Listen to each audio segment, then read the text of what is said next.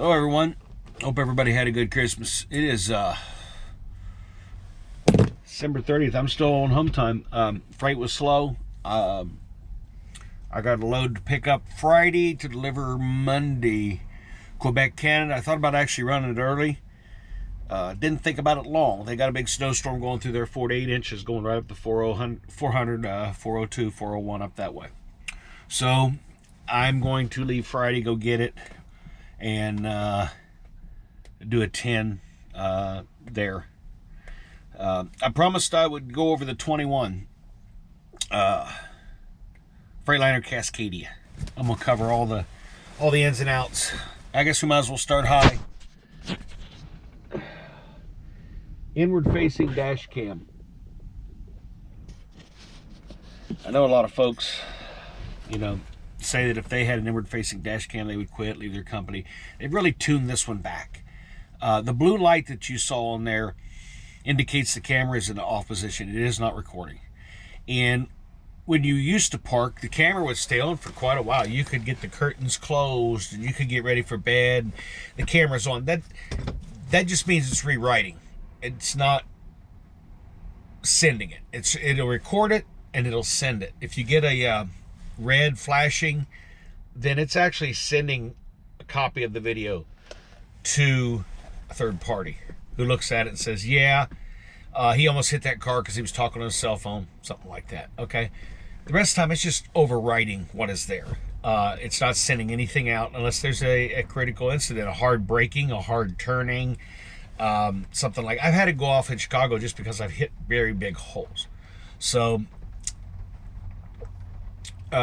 it's not as bad as what everybody says. It's kind of, it used to record, it was just sending recordings for everything. Now it's really, really toned back to the point it's doing what it should do. Okay. If I release the parking brakes, the green light will come on, which means it's recording in a loop. So it's just rewriting over itself. I don't know how long it does. I do not know. Let me move my iPad here. We'll go over some other stuff. This has all the lane control stuff on it. Sorry, I'm fumbling a bit here. I'm going to turn the key on. The on-guard system on the front is just so much better than my 2016. I mean, it's just so much better.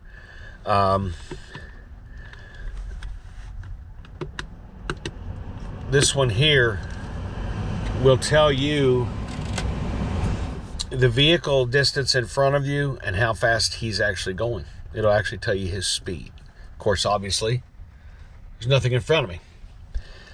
The on-guard system will also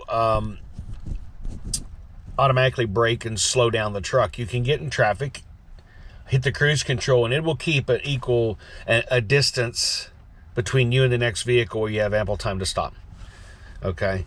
On here also on the same menu, this menu, I talked about optimized idle. That's where I can set my optimized idle right there. It'll keep the batteries charged.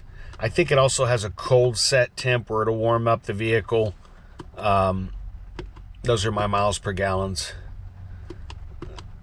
That's what I've got on my last trip right there is 8.1 on my last mile per gallon. It also has the lane departure warning, which will buzz in each speaker. It was really extremely loud. They turned it down. And then it has the right-hand lane change, which I think I had showed, but we'll show it a little closer.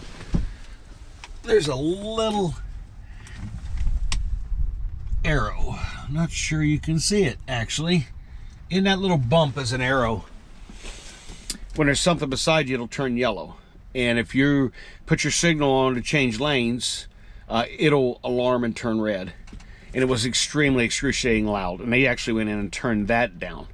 And that was definitely a benefit.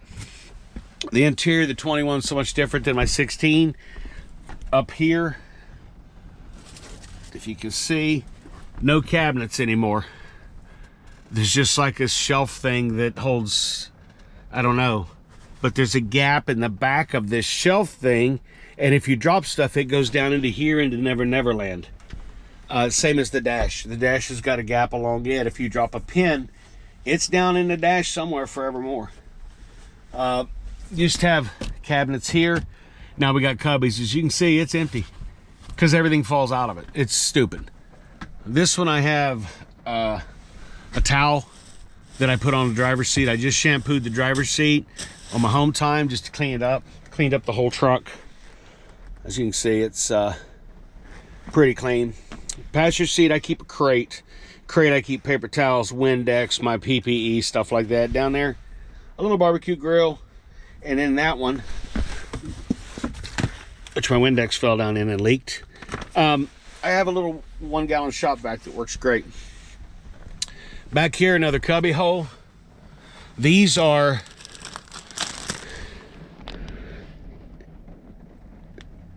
disposable washcloths, 12 by 8 inches. They are so good for cleaning up when you're on the road as opposed to baby wipes. As you can see, another cubby, everything has to be below this level or it will fly out. It's just makes no sense. This shelf, I guess, is so you can swing your TV over and store it. I don't have my TV mounted. It's back there behind the bed. All my bed clothes is at home in the laundry, so that's why nothing's made up. The refrigerator, they decided to move it to the floor. So now if you want to store anything here, sit something there, that can no longer happen because when the door opens, it's in the way. My 16 had a cabinet under there, and I could set my boots there or set whatever there, and it wasn't in the way. Now it's a problem. Hanging closet is the same as my 16. A small closet down here where I keep extra sheets for my bed. And then down below that's the intake for the HVAC system behind the gallon water jugs. And it's got a filter on it for cleaning the air. Another cubby, I keep food in this one. As you can see, it's about that deep.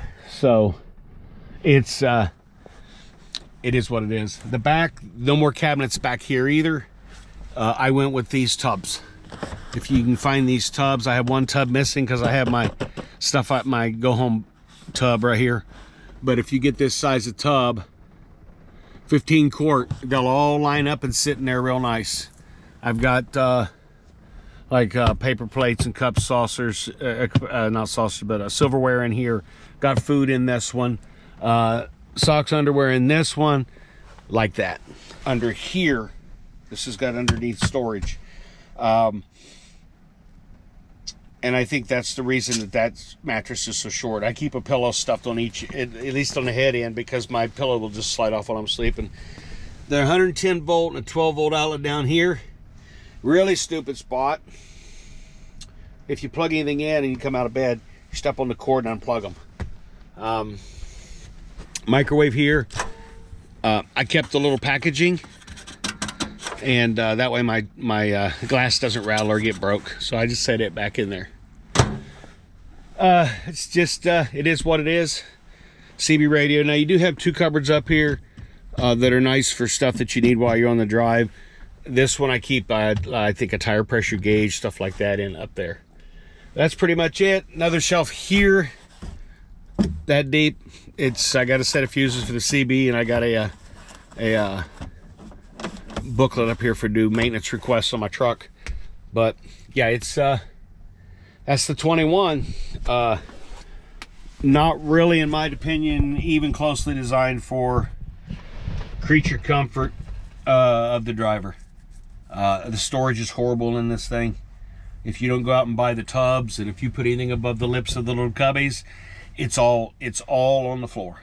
Yeah, I think it's poorly designed, and I didn't even see an option in the Freightliner web page to get the cabinet doors put back on them. I guess they cost $5. I don't know. All right, a couple other things real quick on my truck here. Alley GPS. I've got every place in here that I have delivered. There's a bazillion of them. Then I have my groups broke out of the main companies I end up going to. The Sirius satellite radio, I think it's a must. I love it.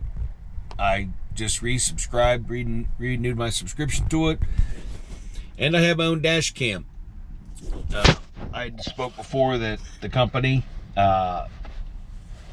won't give you copies of what's recorded on this cam up here. Intellectual property, probably. Liabilities, don't know. Got my own dash cam, so if there's an issue, I can record my own stuff. Interior dimensions: the bed is 38 by 30. It's called a twin XL.